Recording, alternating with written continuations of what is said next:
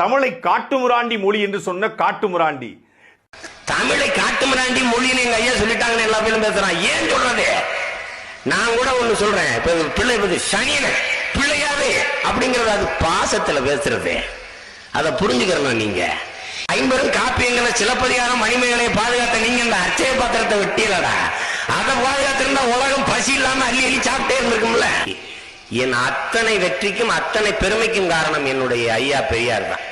ஐயா அழுகுறாங்க, என்னுடைய பிள்ளைகளே, நான் இந்த சூத்திரப்பட்டத்திலிருந்து உங்களை மீட்காம நான் போறேனே, எனக்கு ஒரு பெருத்த வேதனையா இருக்குது. இது எனக்கு பின்னாடி நீங்க யாரு பேசினாலும் உங்களை அந்த பாப்பார பயில விட்டு வைக்க மாட்டாங்களே, பெருந்தொந்தரவு கொடுப்பாங்களே.